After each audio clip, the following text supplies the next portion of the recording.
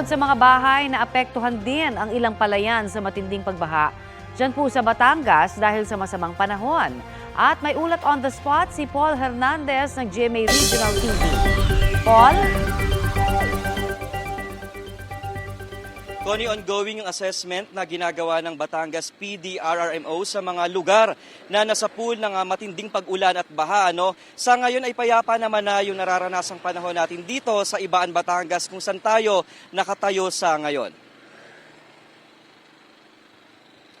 Dahil sa pananalasa ng habagat na pinalakas ng bagyong Karina, ilang sakahan sa lalawigan ng Batangas ang nalubog sa baha. Sa Nasugbu, Batangas nga, nagmistulang sapa ang ilang palayan. Ayon sa lokal na pamahalaan, naabot sa 100 hektaryang palayan ang napinsala ng magkakaibang barangay. Kung magtutuloy-tuloy ng gumanda ang panahon, ay inaasahang huhupa na rin ng tubig ngayong araw. Sa impormasyon ng Provincial Agriculture Office, aabot sa 36.2 million pesos na ang danyos ng masamang panahon sa agrikultura sa lalawigan ng Batangas. Nasira ang mga pananim gaya ng palay, mais at iba pang high-value crops gaya ng farm vegetables at mga prutas. Ang halagang yan, posible pa raw madagdagan.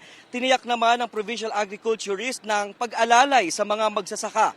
Nakahanda raw silang mamahagi ng mga planting materials at mga punla. Nagpapatuloy pa rin ang assessment ng PDRRMO Batangas sa mga lugar na nasa pool ng matinding pag-uulan at baha.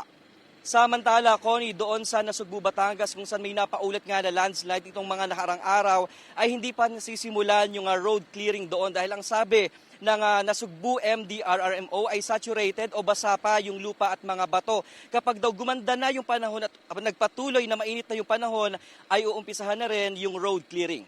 Connie. Maraming salamat, Paul Hernandez ng GMA Regional TV. Kapuso, para sa mga maiinit na balita, mag-subscribe sa GMA Integrated News sa YouTube.